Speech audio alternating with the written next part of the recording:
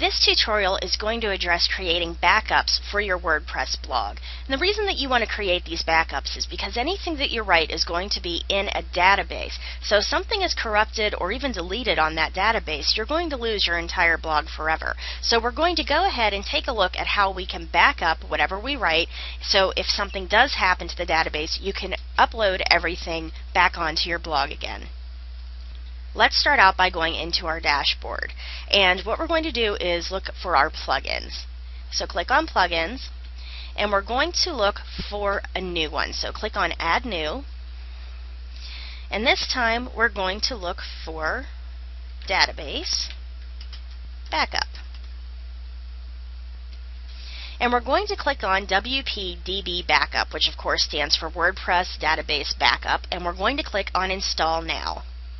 You can see this one has a nice high rating. It's pretty popular. It works really well. And we're going ahead and installing it now. And we're going to click on Activate Plugin. So now we have a WordPress database backup in our plugin list. So let's go ahead and refresh our page. By the way, you're going to want to make sure that your database backup is compatible with your version. This is version 2.2.2, and it is compatible with my version, which is 3.0. And to activate this, we're going to go into Settings. And to activate this, we're going to go into our Tools on our sidebar. And we're going to click on Backup. And it's going to bring up the tables that can be backed up. Now the tables, of course, are the different parts of your page. It includes your testimonials, your terms, things like that.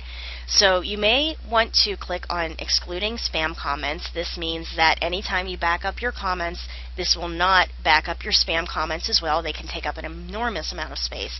And then exclude post revisions. And this is almost like saving your autosave files. So if while you're typing and it's doing autosaves, this will save all of those, and you don't necessarily need to do that. You may just want it to save your final WordPress blog that you've used. So I'm going to tell it not to do that. And then it's also going to ask if you want to include the following tables, which would be, for instance, the comments, and I do. And then it's going to ask if you want to back it up onto your server, to your computer, or email the backup. Now, to do it to your server, you need to make sure that you have the correct permissions on your server, which will be a change to the 777s or sometimes the 775s.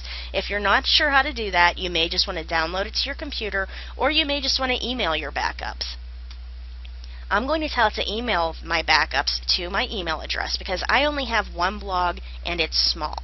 If you've got a lot of different blogs, or if you have a lot of activity on your blogs, then you may want to actually set up a whole new Gmail address, which will give you almost unlimited space for it to email all of your backed up blogs to. And I'm going to click on Backup Now.